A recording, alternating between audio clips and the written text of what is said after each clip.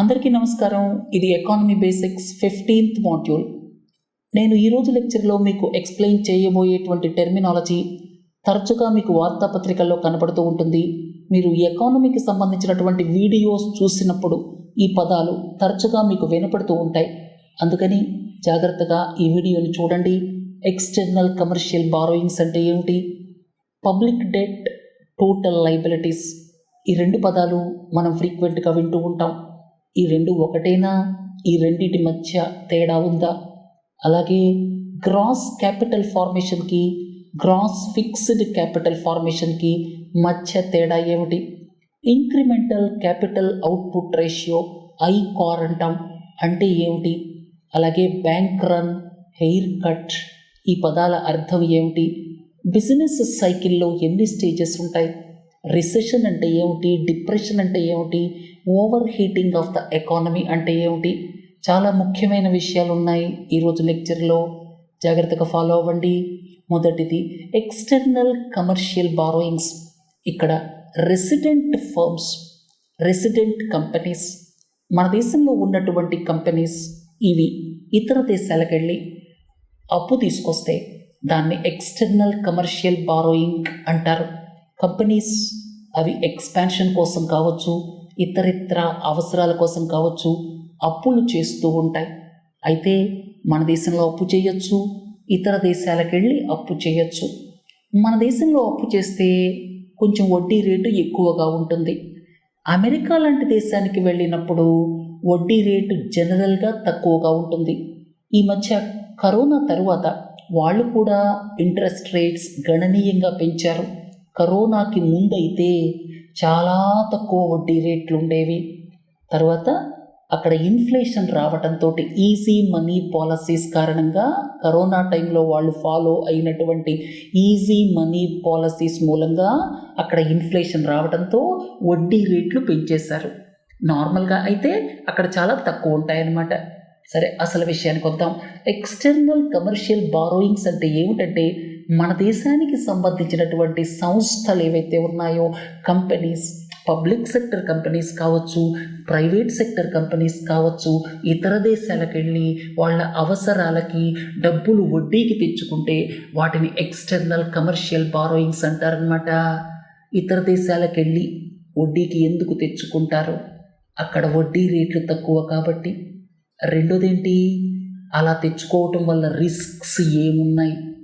Currency risk పెద్ద risk అన్నమాట. ఇవాళ మీకు $1కి 83 రూపాయలు ఉంది. మనం హైపోథెటికల్ కేసు చూద్దాం. 100 రూపాయలకి వెళ్ళిందనుకోండి, రూపీ డిప్రిషియేట్ అయిపోయి $1కి. అప్పుడు ఎక్స్టర్నల్ కమర్షియల్ బారోయింగ్స్, ఎవరైతే డాలర్ లోన్స్ తీసుకొస్తారో వాళ్ళు బాగా ఇబ్బంది పడతారు కరెన్సీ డిప్రిషియేట్ అయితే. ఈ కరెన్సీ డిప్రిషియేట్ అయినా ఎప్రిషియేట్ అయినా వాళ్ళకి సంబంధం లేకుండా థర్డ్ పార్టీకి ఆ రిస్క్ని ట్రాన్స్ఫర్ చేయటాన్ని హెడ్జింగ్ అంటారు. అర్థమైంది కదా? సో హెడ్జింగ్ మూలంగా కరెన్సీ రిస్క్ నుంచి వాళ్ళు తప్పించుకోవచ్చు. ఇక ఎక్స్టర్నల్ కమర్షియల్ బారోయింగ్స్ అంటే మీకు చెప్పాను, ఇందులో డాలర్ డినామినేటెడ్ లోన్స్ ఉండొచ్చు, అలాగే ఇతరితర advanced countries currencies denominated loans ఉండొచ్చు, రూపీ డినామినేటెడ్ లోన్స్ ఉండొచ్చు. రూపీ డినామినేటెడ్ లోన్స్ దాదాపు 30% ఉన్నాయి. డాలర్ డినామినేటెడ్ దాదాపు 55% ఉన్నాయి. డాలర్ డినామినేటెడ్ లోన్స్లో కరెన్సీ రిస్క్ ఉంది. కరెన్సీ రిస్క్ని తగ్గించుకోవడానికి హెడ్జింగ్కి వెళ్తారు. రూపీ డినామినేటెడ్ లోన్స్లో ఎవరైతే అప్పు తెస్తారో వాళ్ళకి కరెన్సీ రిస్క్ లేదనమాట. అలాగే ఎక్స్టర్నల్ కమర్షియల్ బారోయింగ్స్ అనేటువంటిది మన ఎక్స్టర్నల్ డెట్లో లార్జెస్ట్ కాంపోనెంట్. దాదాపు 30% దాకా ఎక్స్టర్నల్ కమర్షియల్ బారోయింగ్సే ఉంటుంది ఎక్స్టర్నల్ డెట్లో. అర్థమైంది కదా? ఎక్స్టర్నల్ కమర్షియల్ బారోయింగ్స్కి సంబంధించినటువంటి చాలా ముఖ్యమైన విషయాలు చెప్పాను. ఇప్పుడు ఈ పబ్లిక్ డెట్, టోటల్ లయబిలిటీస్, ఇవన్నీ మనం వింటూ ఉంటాం. Public debt, total liabilities. అయితే అంతర్జాతీయంగా కంపేర్ చేసేటప్పుడు మనం పబ్లిక్ డెట్నే తీసుకుంటాం. ఆ దేశానికి పబ్లిక్ డెట్ ఎంత, ఫిజికల్ డెఫిసిట్ ఎంత as percentage of GDP. Physical deficit అనుకోండి 5.5% యాజ్ పర్సంటేజ్ ఆఫ్ జీడిపి. అలాగే పబ్లిక్ డెట్ ఎంత పర్సెంట్ ఉంది. ఇలాంటివన్నీ ఇంటర్నేషనల్ కంపారిజన్ పర్పస్ కోసం ఐఎంఎఫ్, వరల్డ్ బ్యాంక్ లాంటి ఇంటర్నేషనల్ ఆర్థిక సంస్థలు ఇంపార్టెన్స్ ఇచ్చి తీసుకుంటాయి. కానీ టోటల్ లయబిలిటీస్ కూడా చాలా ఇంపార్టెంట్. టోటల్ లయబిలిటీస్కి పబ్లిక్ డెట్కి తేడా ఏమిటి అని చూస్తే, టోటల్ లయబిలిటీస్ ఏదైతే ఉందో అందులో 3 కాంపోనెంట్స్ ఉంటాయి. ఒకటి పబ్లిక్ డెట్, ఇది అతిపెద్ద కాంపోనెంట్. రెండోది ఈ బారోయింగ్స్ ఫ్రమ్ పబ్లిక్ అకౌంట్. మూడోది ఎక్స్ట్రా బడ్జెటరీ రిసోర్సెస్. ఈ మూడింటి గురించి ఎక్స్ప్లెయిన్ చేస్తాను. సరే, మొట్టమొదట అసలు ఈ టోటల్ లయబిలిటీస్ అంటే ఏమిటంటే ఈ 3 కాంపోనెంట్స్ కలిపితే టోటల్ లయబిలిటీస్ వస్తాయి. తర్వాత పబ్లిక్ డెట్. పబ్లిక్ డెట్ అంటే ప్రభుత్వాలు చేసేటువంటి అప్పులు. Internal debt, external debt. తర్వాత ఇంటర్నల్ డెట్ని మళ్ళీ మార్కెటబుల్ సెక్యూరిటీస్, నాన్ మార్కెటబుల్ సెక్యూరిటీస్గా డివైడ్ చేస్తారు. అంత లోతుకి వెళ్ళలక్కర్లేదు. ఇక ఈ పబ్లిక్ డెట్లో ఇంటర్నల్ డెట్ అంటే డొమెస్టిక్ సోర్సెస్ నుంచి చేసేటువంటి అప్పు, ప్రభుత్వాలు డొమెస్టిక్ సోర్సెస్ నుంచి చేసేటువంటి అప్పు 95% ఉంటుంది. మన దేశానికి సంబంధించి నేను చెప్తున్నాను. సో మన దేశానికి సంబంధించి ఇంటర్నల్ డెట్ 95%, ఎక్స్టర్నల్ డెట్ అనేటువంటిది ఇక్కడ మీరు 5%, 4-5% ఉంటుంది, అంతకంటే ఎక్కువ ఉండదు. అంటే ఈ పబ్లిక్ డెట్ ఏదైతే ఉందో ఇందులో ఇంటర్నల్ డెట్, అలాగే external debt, external sovereign debt అని చెప్పుకుంటాం కదా. సావరిన్ అనగానే ప్రభుత్వాలు చేసే అప్పులు అని గుర్తుపెట్టుకోండి. తర్వాత ఇంటర్నల్ డెట్, ఎక్స్టర్నల్ డెట్, ఈ రెండు కలిపి పబ్లిక్ డెట్. పబ్లిక్ డెట్ ఎంత పర్సెంట్ ఆఫ్ జీడిపి ఉంది అని క్యాలిక్యులేషన్స్ వస్తాయి కదా. సో ఇది మేజర్ కాంపోనెంట్ అనమాట టోటల్ లయబిలిటీస్లో. ఇక రెండోది బారోయింగ్స్ ఫ్రమ్ పబ్లిక్ అకౌంట్. ఇంతకు ముందు లెక్చర్స్లో నేను చెప్పాను, మన ఫిజికల్ డెఫిసిట్ 18 లక్షల కోట్లు, అప్రాక్సిమేట్గా చెప్తున్నాను, 17-18 లక్షల కోట్లు. 18 లక్షల కోట్ల రూపాయల్లో మార్కెట్ బారోయింగ్స్ 12 లక్షల కోట్లు. మార్కెట్ బారోయింగ్స్ 12 లక్షల కోట్లు. అవి దీనికి యాడ్ అవుతాయి, పబ్లిక్ డెట్కి యాడ్ అవుతాయి. అర్థమైంది కదా. మార్కెట్ బారోయింగ్స్ ఏవైతే ఉన్నాయో అవి పబ్లిక్ డెట్కి యాడ్ అవుతూ ఉంటాయి ప్రతి సంవత్సరం. తర్వాత రెండో కాంపోనెంట్, ఇంపార్టెంట్ కాంపోనెంట్ మీకు చెప్పాను కదా, 18 లక్షల కోట్లు ఫిజికల్ డెఫిసిట్ ఉంటే 12 లక్షల కోట్లు ఈ మార్కెట్ బారోయింగ్స్ అంటే గవర్నమెంట్ సెక్యూరిటీస్, అలాగే ట్రెజరీ బిల్స్ లాంటివి రిలీజ్ చేసి అప్పు చేయటం. ముఖ్యంగా బ్యాంకుల నుంచి, ఇన్సూరెన్స్ కంపెనీస్ నుంచి కేంద్ర ప్రభుత్వం అప్పు చేస్తుంది. అదంతా కూడా పబ్లిక్ డెట్ అనమాట. ఇక రెండోది ఒక 5 లక్షల కోట్లు అంటే 18 లక్షల కోట్ల ఫిజికల్ డెఫిసిట్లో 12 లక్షల కోట్లు మార్కెట్ నుంచి బారో చేస్తే ఒక 5 లక్షల కోట్ల దాకా పబ్లిక్ అకౌంట్ నుంచి బారో చేస్తుంది. పబ్లిక్ అకౌంట్ అంటే ఏమిటి? National small savings fund. మనం పోస్ట్ ఆఫీస్లో దాచుకుంటాం చూడండి, అదంతా నేషనల్ స్మాల్ సేవింగ్స్ ఫండ్కి వెళ్తుంది. సో ఆ నేషనల్ స్మాల్ సేవింగ్స్ ఫండ్ నుంచి దాదాపు 4-5 లక్షల కోట్లు ప్రభుత్వం ఫిజికల్ డెఫిసిట్ని బ్రిడ్జ్ చేయడానికి బారో చేస్తుంది. అయితే ఇలా ఈ మార్కెటబుల్ సెక్యూరిటీస్ అంటే మార్కెట్ బారోయింగ్స్కి వెళ్ళి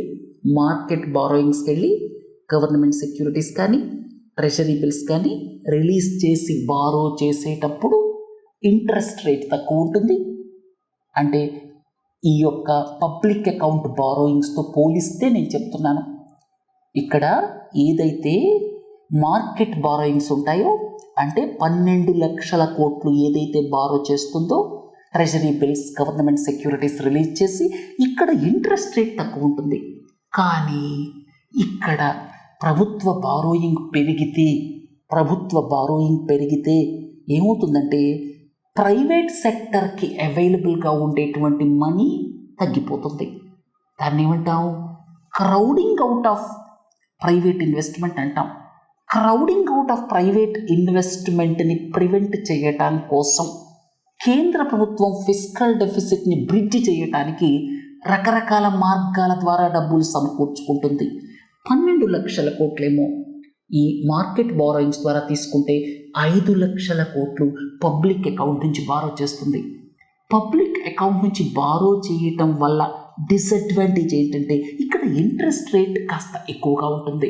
ఇంట్రెస్ట్ అవుట్గో కేంద్రానికి ఎక్కువ అవుతుంది అనమాట. కానీ మీరు అడగచ్చు, మొత్తం 17-18 లక్షల కోట్లు ఈ మార్కెట్ ఇన్స్ట్రుమెంట్స్ ద్వారా, అంటే treasury bills, government securities issue చేసి మొత్తం 18 లక్షల కోట్లు ఇలాగే బారో చేయొచ్చు కదా అని మీరు అడగచ్చు. కానీ అక్కడ crowding out of private investment జరుగుతుంది. అందుకే గవర్నమెంట్ బ్యాలెన్స్ చేస్తుంది. అక్కడ 12 లక్షల కోట్లు, ఇక్కడ 5 లక్షల కోట్లు.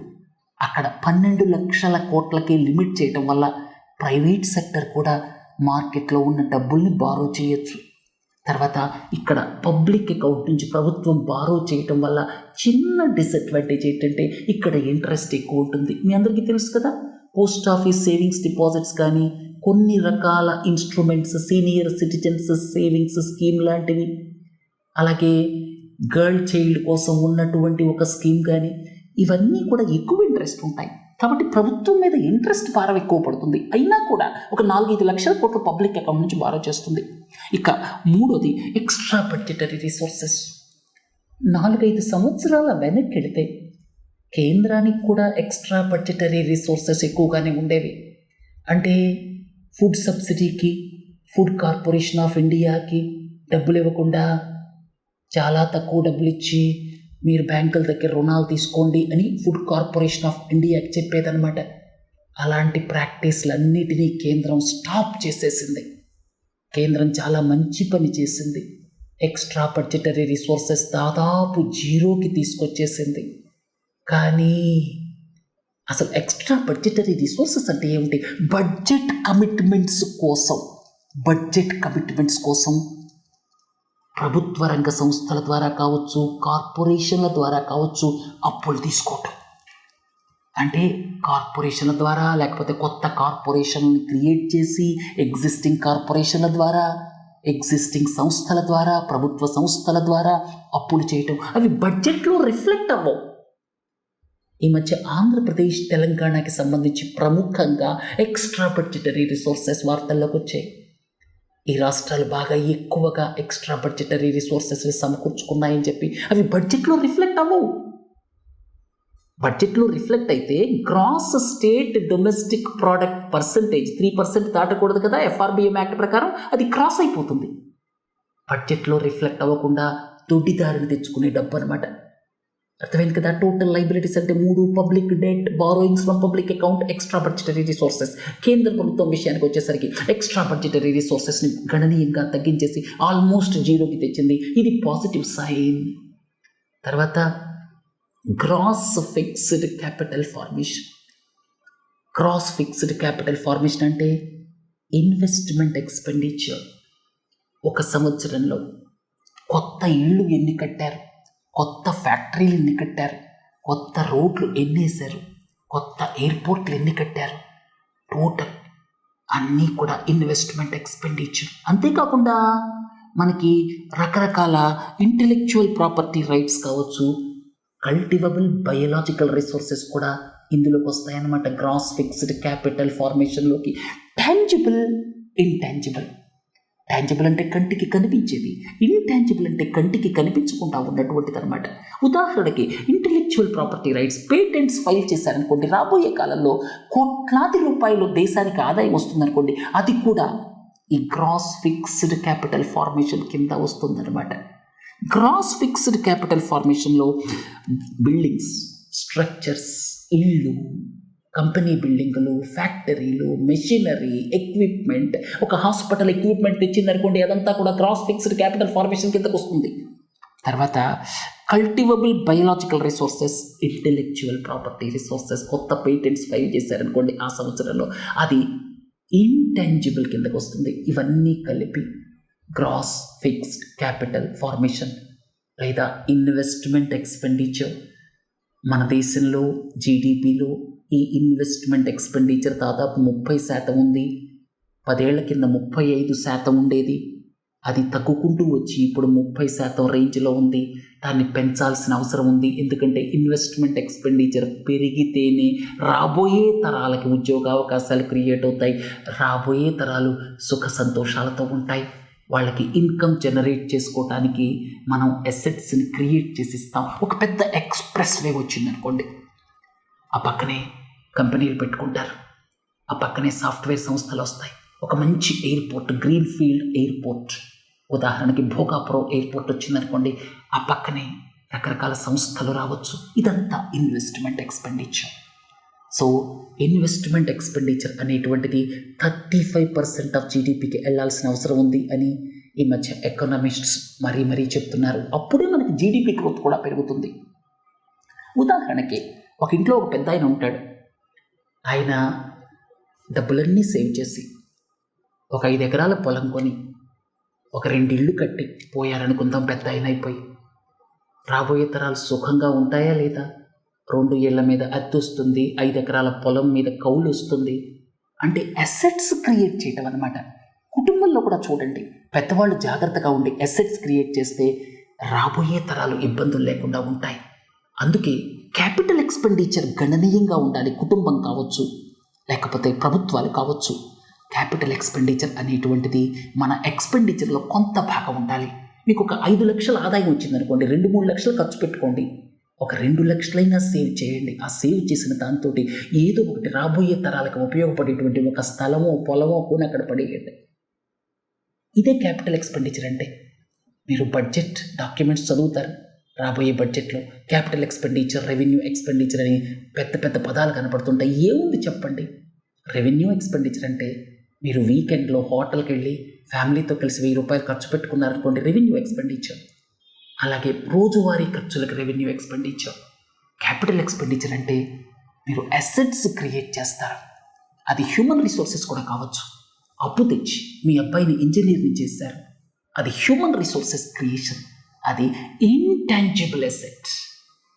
అది క్యాపిటల్ ఎక్స్పెండిచర్ ద్వారానే అవుతుంది. మీరు అప్పు తెచ్చారు బాబుని చదివించడానికి. అందుకే మీకు చెప్పాను, క్యాపిటల్ అనగానే అప్పులు, ఆస్తులు ఈ రెండే గుర్తుపెట్టుకోండి. కాకపోతే అప్పులు తెచ్చి మాత్రం తాగి తందనాలు ఆడద్దు. అప్పులు తెచ్చిన వాటిని ఒక అసెట్ క్రియేట్ చేయడానికి, హ్యూమన్ రిసోర్సెస్ కావచ్చు, టాంజిబుల్ అసెట్ కావచ్చు, ఇంటాంజిబుల్ అసెట్ కావచ్చు, క్రియేట్ చేయడానికి వాడండి. తర్వాత గ్రాస్ ఫిక్స్డ్ క్యాపిటల్ ఫార్మేషన్ గురించి చెప్పాను కదా. ఇక గ్రాస్ క్యాపిటల్ ఫార్మేషన్ అంటే గ్రాస్ ఫిక్స్డ్ క్యాపిటల్ ఫార్మేషన్కి కొన్ని కాంపోనెంట్స్ యాడ్ చేస్తాం. ముఖ్యంగా మనం ఇన్వెస్ట్మెంట్ ఎక్స్పెండిచర్ అనగానే గ్రాస్ ఫిక్స్డ్ క్యాపిటల్ ఫార్మేషన్ అని గుర్తుపెట్టుకోండి. గ్రాస్ క్యాపిటల్ ఫార్మేషన్ అంటే gross fixed capital formation plus change in stock.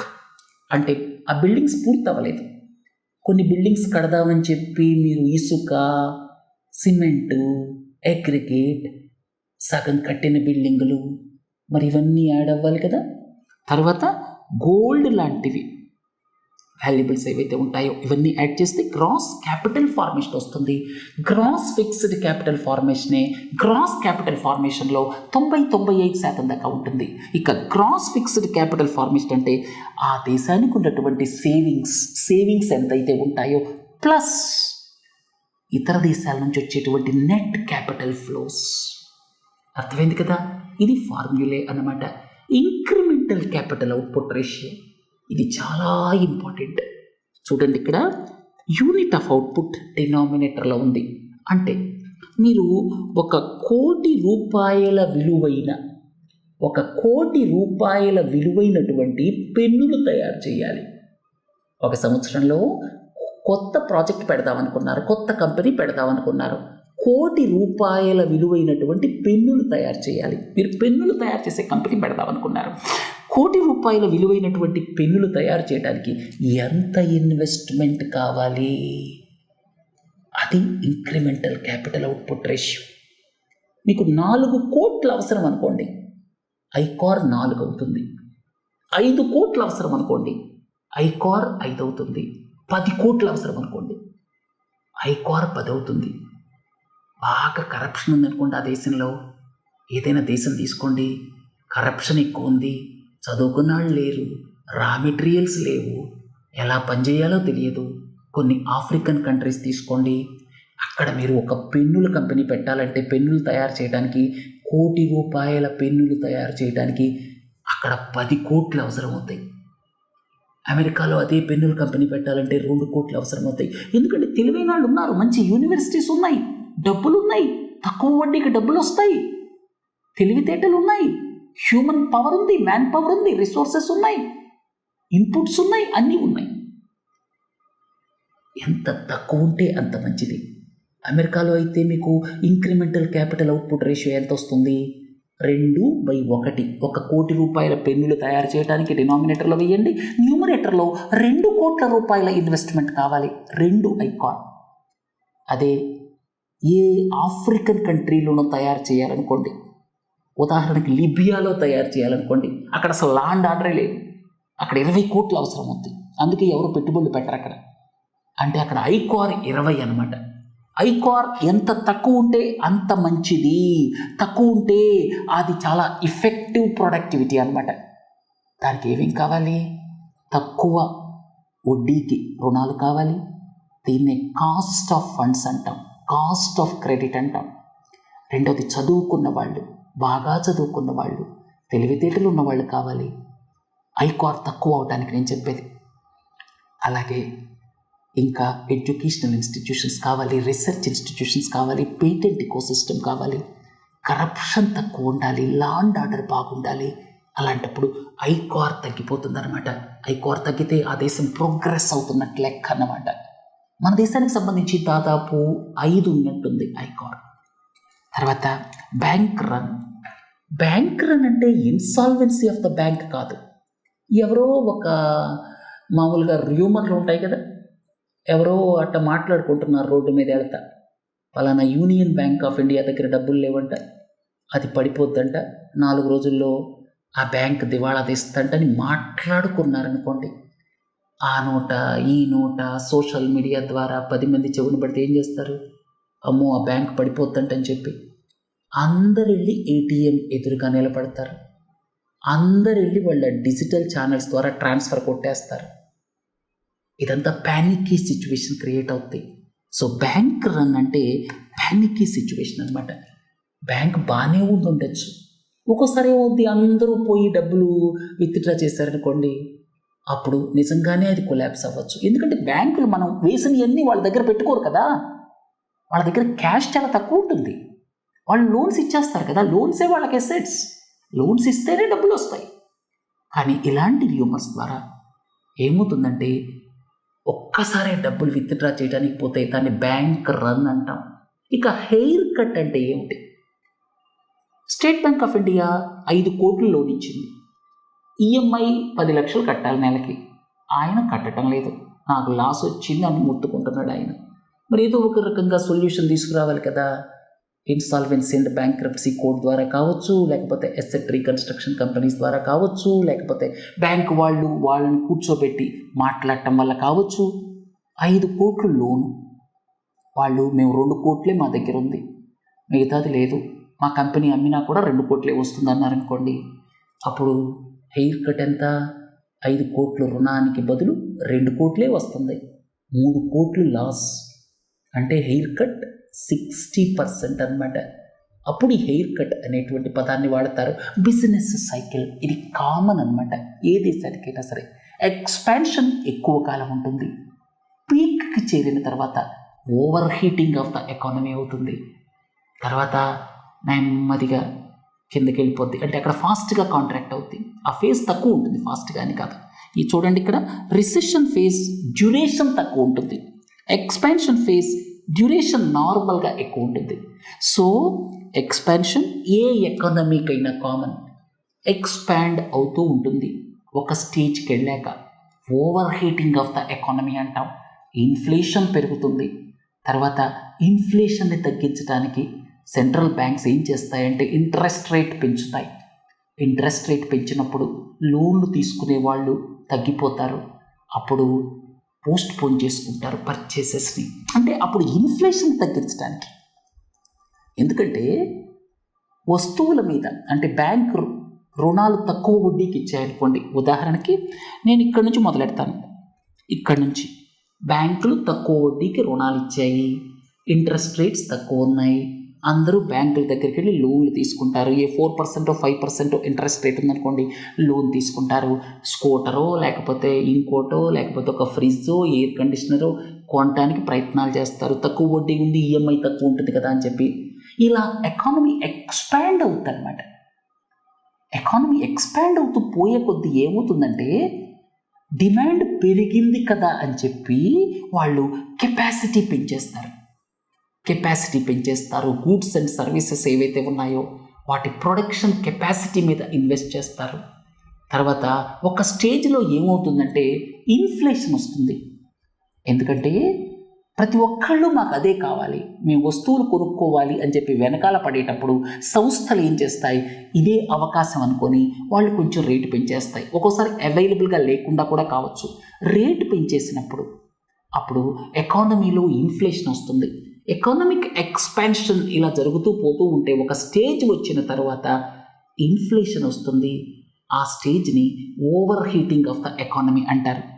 అంటే ఇక్కడ prolonged period of good economic growth, మీకు ఇలా ఎకనామిక్ గ్రోత్ కంటిన్యూస్గా పెరుగుతూ పోయినప్పుడు ఒక స్టేజ్లో హై లెవెల్ ఆఫ్ ఇన్ఫ్లేషన్ వస్తుందన్నమాట. అప్పుడు ఏమవుతుందంటే హై లెవెల్ ఆఫ్ ఇన్ఫ్లేషన్ వచ్చినప్పుడు సెంట్రల్ బ్యాంక్స్ ఇంట్రెస్ట్ రేట్స్ పెంచటం చేస్తాయి. అంటే కన్స్యూమర్ డిమాండ్ను తగ్గించడానికి. ఆ స్టేజ్లో మళ్ళీ ఈ ఎకనామిక్ కాంట్రాక్షన్ లేకపోతే రిసెషన్ స్టార్ట్ అవుతుంది. రిసెషన్ డెఫినిషన్ అలాగే డిప్రెషన్ డెఫినిషన్ కొద్దిసేపటి తర్వాత చెప్తాను. రిసెషన్ అనేది టెక్నికల్గా దాని మీనింగ్ ఏమిటి అనేది కొద్దిసేపటి తర్వాత చెప్తాను. సో ఇది బిజినెస్ సైకిల్ అనమాట. తర్వాత ఎక్స్పాన్షన్ ఏమో ఇక్కడ ట్రఫ్ నుంచి పీక్ దాకా, పీక్కి వెళ్ళిన తర్వాత మళ్ళీ ఈ రిసెషన్ ఫేజ్ స్టార్ట్ అవుతుంది, మళ్ళీ ట్రఫ్కి వెళ్తుంది, ట్రఫ్ నుంచి మళ్ళీ ఎక్స్పాన్షన్ స్టార్ట్ అవుతుంది. కాకపోతే ఇక్కడ ఒక ముఖ్యమైన విషయం ఏంటంటే ఎక్స్పాన్షన్ ఫేజ్ నార్మల్గా రిసెషన్ ఫేజ్ కంటే ఎక్కువగా ఉంటుంది, ఎక్కువ డ్యూరేషన్ ఉంటుంది అనే విషయాన్ని మాత్రం గుర్తుపెట్టుకోండి. తర్వాత over heating of the economy మీకు చెప్పాను. ఒక స్టేజ్లో ఓవర్ కెపాసిటీ అలాగే ఇన్ఎఫిషియంట్ అలొకేషన్ ఆఫ్ రిసోర్సెస్. ఉదాహరణకి అందరూ వెళ్ళి మాకు స్కూటర్లు కావాలి లేకపోతే రిఫ్రిజిరేటర్స్ కావాలి అన్నప్పుడు వాళ్ళు కెపాసిటీ ఎక్స్పాండ్ చేయడానికి వాళ్ళు అక్కడ ఎక్కువ ఇన్వెస్ట్ చేస్తారు.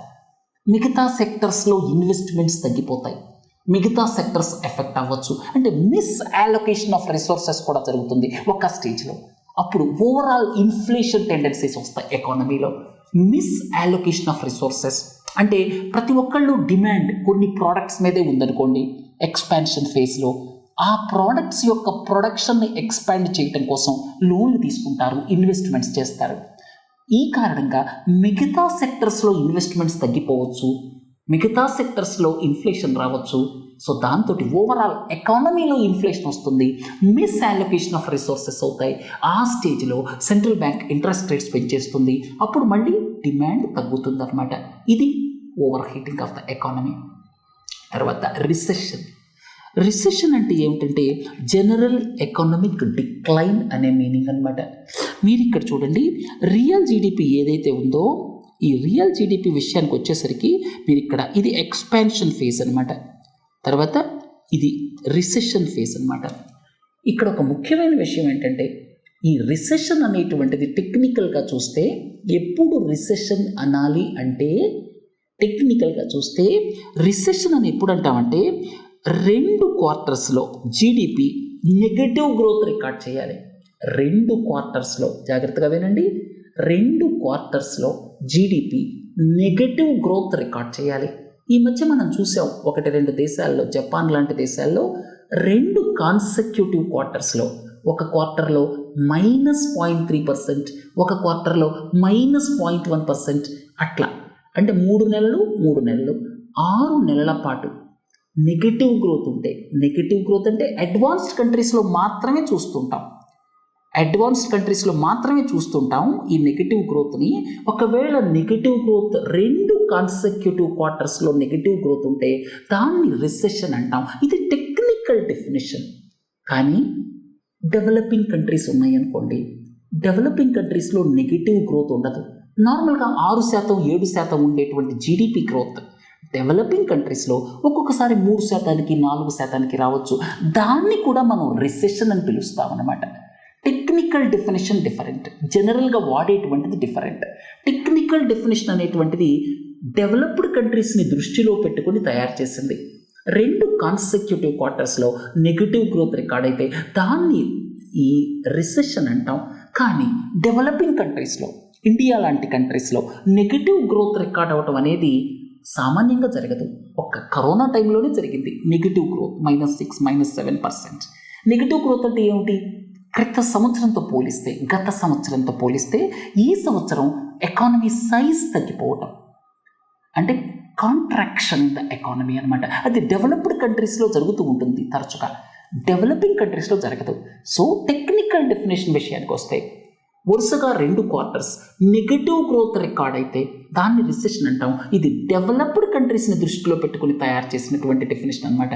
అయితే మనం రోజువారీ మన వార్తాపత్రికల్లో నార్మల్గా డెవలపింగ్ కంట్రీస్లో కూడా 7% ఉండే జీడిపి గ్రోత్ 5% వచ్చిన, 4% వచ్చిన, 3% వచ్చిన పాజిటివ్ గ్రోతే అది.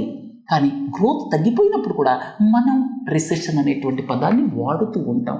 కానీ టెక్నికల్ డెఫినేషన్ మాత్రం గుర్తుపెట్టుకోండి.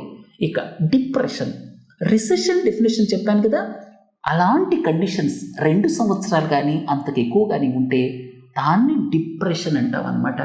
ఈ రిసెషన్, డిప్రెషన్ అనేటువంటి పదాలు నార్మల్గా అడ్వాన్స్డ్ కంట్రీస్ని దృష్టిలో పెట్టుకొని డిఫైన్ చేయబడినటువంటివి అన్నమాట. అర్థమైంది కదా? సో ఇవాల్టి లెక్చర్లో చాలా ముఖ్యమైన విషయాలను మీకు ఎక్స్ప్లెయిన్ చేయడం జరిగింది. మళ్ళీ 16వ మాడ్యూల్లో కూడా ఇలాంటి వాటిని మీకు ఎక్స్ప్లెయిన్ చేయబోతున్నాను. ఈ సిరీస్ ఇలాగే కొనసాగుతుంది. మొత్తం మాడ్యూల్ 1 నుంచి చూడండి. మీకు లాంగ్ టర్మ్లో ఎకానమీకి సంబంధించినటువంటి చాలా పదాలు న్యూస్ పేపర్స్లో మీరు చదివినా లేక ఏదైనా లెక్చర్లో విన్నా వెంటనే మీకు క్రిస్టల్ క్లియర్ క్లారిటీ వస్తుంది. రెగ్యులర్గా మాడ్యూల్స్ చూస్తూ ఉండండి. సోమ, మంగళ, బుధ కరెంట్ అఫైర్స్ ఎక్స్ప్లెయిన్ చేస్తున్నాను. గురు, శుక్ర ఎకానమీ బేసిక్స్. Thank you.